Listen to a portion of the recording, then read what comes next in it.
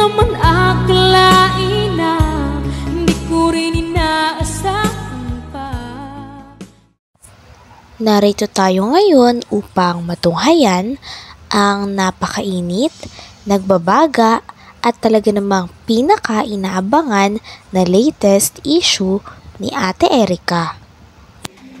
Sa pagpapatuloy ng ating istorya ay ipinapahayag nga ni Kalingap Val Santos Matubang ang pagtulong niya kay Lolo Miguel. Ito daw ay dahil talagang nasa puso niya na ang pagtulong sa mga senior citizen dahil alam niya rin ang pakiramdam sa mga ganitong edad. At talagang handa na daw siya at isidido na daw siya na tutulungan niya sila Lolo Miguel. Dahil nga dito ay ipapagawa nga ni Kalingap Val Santos Matubang ang makina na nasira doon sa bangka ni Lolo Miguel. Bibilhan nga ng bago ni Kalingap Val Santos Matubang ng bagong makina si Lolo Miguel para sa kanyang hanap buhay. Tayo ng bagong makina! Totoo yan. Hindi ako naka-monetize mga kalingap, oh. Hindi naka-on yung monetization ko, naka-off yan, oh. Pero dahil po, senior po yan, naawa tayo. Di ba nakakaawa baga sila tingnan, yung bahay nga, butas-butas. Yung bangka po, hindi na magagamit. Talagang ano po, kung mayroon mo siyang pagkakamali, tulad sinabi ni Miss Tonyakaw na siya ang may kasalanan, hayaan natin sila sa problema nila. Ang sa amin lang po ay tulungan natin ang mga senior citizen. Mag-asawa yan, yung asawa niya may sakit. O may sakit yung asawa niya, bulag pa. Paano yun kung ang Team Kalinga po ay hindi makatulong? Yung apo nga, hindi natuloy yung apo, pinabayaan sila. Inangkin pa ng ilabas yung bangka. Bibili tayo ng makina po ngayong araw na ito. Gulat kayo, no? Salamat kay Ate Christy. Ang bait ni Ate Christy, ano? Pera, nagmumukha ka mama, pero hindi po natin alam saan naman talaga sila sa buhay na ganyan, no? Ito, ano lang ako, ha? Medyo, sa nangyayari, dahil sa dami ng mga gusto mag-sponsor, merong mga tao na nagpapanggap sila yung collector, bumubuo ng team. Halimbawa, Team Lolo Migs. O yan. Joke lang yun, ha? Makimaniwala, joke lang yun. Abangan nyo po yung vlog natin kung totoo. Lolo Migs. Tapos, may mga collector dyan. Bubuo na samahan. Tapos, ayan na, ano na sila. Kaya binabas kayo agad, ay. Para niwala. Basta daw kayong mapaniwalain. Ang baga na. Merong isa, itong nire-reaction ni Kuya Bat. Yung isang kasama niya, na admin. Dito nga ay nagiging issue talaga ang pera, lalang-lalo na sa away sa pagitan ni Lola Miguel at nila Ate Erica. Talagang pinapatunayan nga ni Kalingap Val na ang pera ay pwedeng makasira ng isang pamilya o ng koneksyon natin sa isang tao kapag masyado na tayong lulong sa pera at masyado na nating pinapahalagahan ang pera kaysa sa mga tao na ating nakakasama. Halimbawa na nga ang nangyari kay Ate Erica at sa ugnayan niya sa kanyang lolo o sa kanyang pamilya. Pagkatapos kasi magkaroon ng pera nila Ate Erica ay iniwan nila ang kanilang lolo at ang kanilang pamilya at hindi na bumalik. Yung yero nila Erica, ang lista 26,000. Hey! May kupit daw. Maritis kang ano bupil yan? Igo ka rin black and white? Maritis kang maray. Dapat yung yero nila Erica 21,000 lang, pero ang nakalagay doon sa lista. Ano? Ay, nagtago na po si Bupil, oh. Ilabas mo. Ay, commercial pala, commercial. Replace 1 meal a day with Senche tuna salad, bread.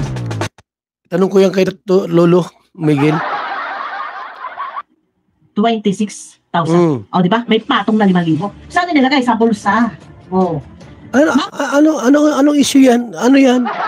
Sino ang nagbulsa ng 5,000 Bupil vlog? Sino ang nagsabi sa'yo? Maritis kang maray. Wala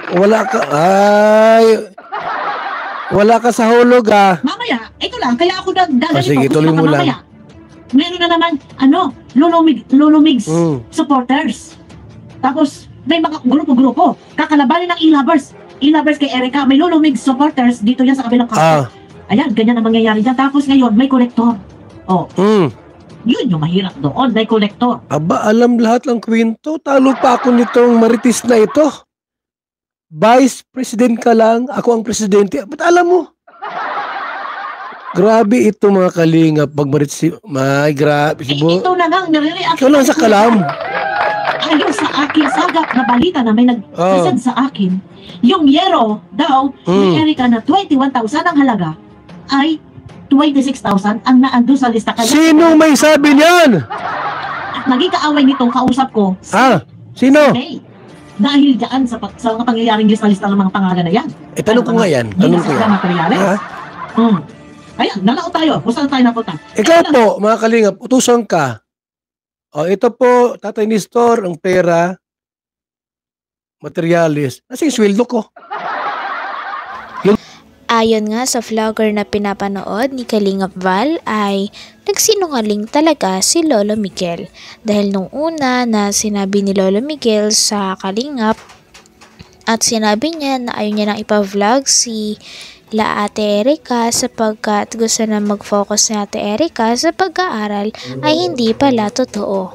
Kaya naman napatunayan niya ng iba na kasabwat din si Lola Miguel sa pagsisinungaling at parang kinonsinti niya din talaga noon si Ate Erica sa pagsisinungaling sa mga tao, sa mga fans nila at sa buong Kalingap. Ngunit dati pa nga ito bago pa sila iwan ni Ate Erica. Kaya naman medyo malaki ang traiduran na naganap sa kwento ng mga magkaanak. Ay Miguel, itong 100,000 na, ito yung Gismail sa iyo po yan. Ganun dapat.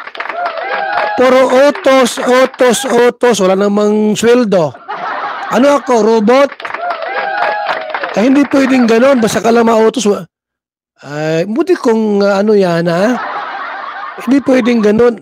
Uutusan ka tapos wala kang panggasolina. Siyempre, maikit ako. Ito lang yun sa akin. Umpisa pa lang, kung hindi sana. Dapat nga, 20 mil ang ikitin ko ay. Si Lolo Miguel nagsinungaling. Na ano? Sinabi magpara-aral muna sila. Focus muna sa para-aral. Yun daw sabi. Nagsinungaling at sabi ay magpa-aaral da. Kung napakababaw pong dahilan para sabihin mag-aaral, alam ko, sabihin mo man o hindi, or kung talagang wala kang alam po diyan. Sige, sabihin na natin na hindi mo pa alam ng time na yan na nandiyan si... Hindi lang kumapil ng mga kalingap. Itong video niya, masyadong maritis Lalong nagugulo. Another issue na naman yan. Kahapon, ang issue mo, si Ruel, viral. Si Jun A. Bakit po?